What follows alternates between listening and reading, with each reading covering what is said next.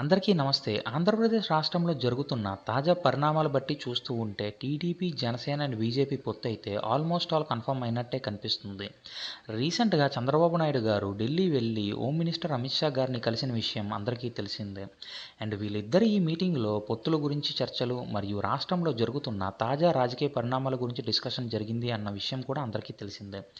So ఇప్పుడు మనం ఈ వీడియోలో టీడీపీ, జనసేన అండ్ బీజేపీ పొత్తులు వల్ల ఎవరికి లాభం కలుగుతుంది అండ్ ఈ పొత్తు ఎవరికి నష్టాన్ని చేకూరుస్తుందో మనం బ్రీఫ్గా డిస్కస్ చేసుకుందాం. అంతకన్నా ముందు కొంచెం మీరు ఆ సబ్స్క్రైబ్ బటన్ మీద క్లిక్ చేసి మన ఛానల్ని సబ్స్క్రైబ్ చేయండి ప్లీజ్. మీలో చాలామంది మన ఛానల్లో వీడియోస్ని అయితే చూస్తున్నారు కానీ సబ్స్క్రైబ్ మాత్రం చేసుకోవడం లేదు. మీరు కొంచెం మన ఛానల్ని సబ్స్క్రైబ్ చేసుకుంటే నాకు కొంచెం ఎంకరేజ్మెంట్గా ఉంటుంది.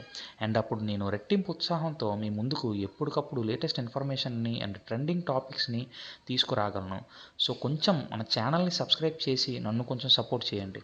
ఇప్పుడు లేట్ చేయకుండా మ్యాటర్లోకి వస్తే పాయింట్ నెంబర్ 1, ముందుగా టీడీపీ, బీజేపీ అండ్ జనసేన పొత్తు వల్ల బీజేపీకి కలిగే లాభాల గురించి అండ్ సైడ్ ఎఫెక్ట్స్ గురించి మనం తెలుసుకుందాం. ఇప్పుడు ప్రెజెంట్ ఈ పొత్తు వల్ల ఎవరైనా ఎక్కువ లాభం పొందుతున్నారు అంటే అది బీజేపీ అనే మనం చెప్పుకోవచ్చు. ఎందుకంటే బీజేపీ సింగిల్గా ఎలక్షన్స్కి బరిలోకి దిగితే వాళ్ళకి మ్యాక్సిమం చాలా చోట్ల డిపాజిట్లు కూడా రావు అండ్ ఒక్క సీటు కూడా బీజేపీ కైవసం చేసుకోలేదు.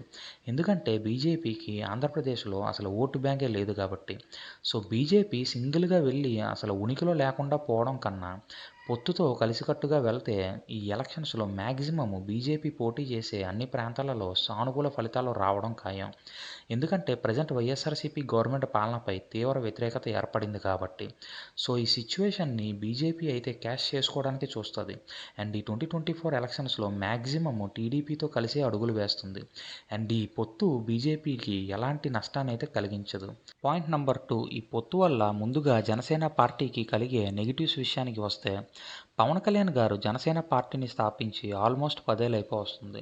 మొన్న మధ్యలో వారాహి యాత్రతో ప్రజలకి చాలా బాగా దగ్గరయ్యారు అండ్ ఈసారి కంప్లీట్గా 175 ఎమ్మెల్యే స్థానాలలో మరియు 25 ఎంపీ స్థానాలలో పోటీ చేసి సీఎం సీట్కి టఫ్ ఫైట్నిచ్చి అండ్ సెపరేట్గా ఓటు బ్యాంక్ని క్రియేట్ చేసుకుంటారు అని అనే లోపే టీడీపీతో పొత్తును అనౌన్స్ చేసి జనసేన పార్టీ కార్యకర్తలకి అండ్ నాయకులకి షాక్నిచ్చారు పవన్ కళ్యాణ్ గారు.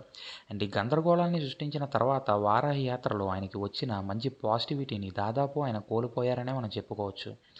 వారాహి యాత్ర వల్ల పవన్ కళ్యాణ్ గారు జనాలకి చాలా దగ్గరయ్యారన్నది ఎంత నిజమో ఇప్పుడు ఈ పొత్తు వల్ల ఆయన ప్రజలకి అంతే దూరం అయ్యారన్నది కూడా అంతే నిజం.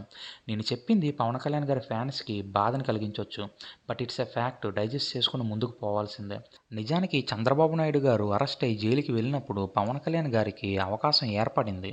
ఆయన ప్రజల్లోకి వెళ్ళి అటు అధికార పక్ష నాయకుడి పైన కేసులున్నాయి అండ్ ఇటు ప్రతిపక్ష నాయకుడి పైన కూడా కేసులున్నాయి. ఇద్దరికీ క్లీన్ ఇమేజ్ లేదు, బట్ నాకు మాత్రం ఫుల్ క్లీన్ ఇమేజ్ ఉంది. సో ఈ ఒక్కసారికి నాకు అవకాశం ఇవ్వండి అని ప్రజల్ని అడిగి ఉంటే ఖచ్చితంగా ప్రజలు ఈసారి జనసేన బాట పట్టేవారు. కానీ ఆయన అలా చేయకుండా కంప్లీట్ క్రైసిస్లో ఉన్న టీడీపీతో పొత్తుని అనౌన్స్ చేసి చచ్చిపోవడానికి రెడీగా ఉన్న పార్టీని బ్రతికించి ఆయన సొంత పార్టీ ఇమేజ్ని డ్యామేజ్ చేసేశారు.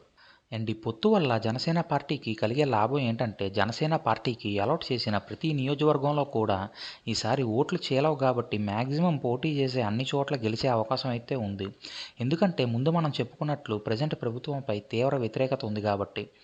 పాయింట్ నెంబర్ 3, ఈ పొత్తు వల్ల టీడీపీకి కలిగే లాభ నష్టాల విషయానికి వస్తే టీడీపీ ఓన్లీ జనసేనతో మాత్రమే పొత్తు పెట్టుకుని వెళ్తే కాస్త పర్లేదు, బట్ ఇక్కడ బీజేపీతో కూడా కలిసి ముందుకు వెళ్ళడమే కొంచెం రిస్క్ అని మనం అనుకోవచ్చు.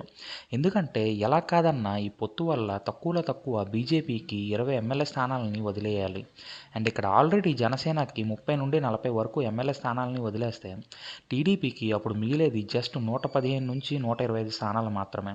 దీనివల్ల టీడీపీ ఎప్పుడూ లేని విధంగా ఈసారి చాలా తక్కువ సీట్లలో పోటీ చేయాల్సిన పరిస్థితి వస్తుంది అండ్ అప్పుడు టీడీపీ, జనసేన, బీజేపీ కూటమి గెలిచినా సరే మంత్రి పదవుల దగ్గర అండ్ మరికొన్ని విషయాలలో ఏకపక్ష నిర్ణయాలని ఇదివరకు లాగా చంద్రబాబు నాయుడు గారు తీసుకోలేరు.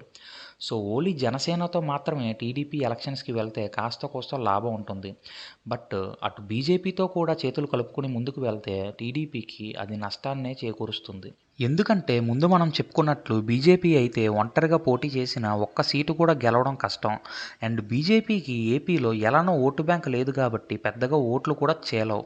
సో అనవసరంగా బీజేపీకి 20 సీట్లని అలాట్ చేసి టీడీపీ పవర్ని అండ్ మైలేజ్ని రెడ్యూస్ చేయడం కన్నా బీజేపీతో పొత్తుని మానుకుని ఆ 20 సీట్లలో కూడా టీడీపీనే పోటీ చేస్తే బెస్ట్ అని నా ఒపీనియన్. అండ్ ఇక్కడ మీరు అనుకోవచ్చు, బీజేపీతో అలయన్స్ పెట్టుకుంటే రేపు పొద్దున్న మళ్ళీ మోడీ గారు అక్కడ పీఎం అయ్యి అండ్ ఇక్కడ సిబిఎన్ గారు సీఎం అయితే ఎలానో మిత్రపక్షమే కదా అండ్ ఏపీకి కావాల్సిన అవసరాలని అక్కడ మోడీ గారు తీరుస్తారు కదా అని మీరు అనుకుంటే అది మీ పొరపాటే. ఎందుకంటే 2014 ఎలక్షన్స్లో గెలిచిన తర్వాత ఏం జరిగిందో మీ అందరికీ బాగా తెలుసు. అండ్ మోడీ గారు చంద్రబాబు నాయుడు గారికి అండ్ ఆంధ్రప్రదేశ్కి 2 పాచిపోయిన లడ్డూలని ఎలా ఇచ్చారో కూడా మీ అందరికీ బాగా గుర్తుండే ఉంటుంది అని నేను అనుకుంటున్నా. సో ఈసారి కూడా సెంటర్లో మళ్ళీ బీజేపీ వస్తే మన ఏపీకి కావాల్సిన బెనిఫిట్స్ని అయితే ఫుల్ ఫ్లెడ్జ్డ్గా ఇవ్వరు. సో ఇవ్వండి ఈ పొత్తు వల్ల ఈ 3 పార్టీలకి కలిగే లాభ నష్టాలు. సో మీకేమనిపిస్తుందో అండ్ మీ ఒపీనియన్ ఏంటో కింద కమెంట్ బాక్స్లో కమెంట్ చేయండి. బికాజ్ మీరు కమెంట్ చేయడం వల్ల మనం ఈ వీడియోలో డిస్కస్ చేయని పాయింట్స్ని కూడా నేను అండ్ ఈ వీడియోని చూసే వాళ్ళు చూసి తెలుసుకుంటారు కాబట్టి. సో నేను చెప్పిన ఇన్ఫర్మేషన్ కనుక మీకు నచ్చితే ఈ వీడియోని లైక్ చేయండి అండ్ మీ ఫ్రెండ్స్కి షేర్ చేయండి. అండ్ మన బాబాయ్ 369 ఛానల్ని సబ్స్క్రైబ్ చేసి నన్ను కొంచెం సపోర్ట్ చేయండి. అండ్ మీ ఫ్రీ టైంలోని మన ఛానల్లో ఉన్న వీడియోస్ అన్నిటి మీద కూడా ఒక లుక్ వేసేయండి.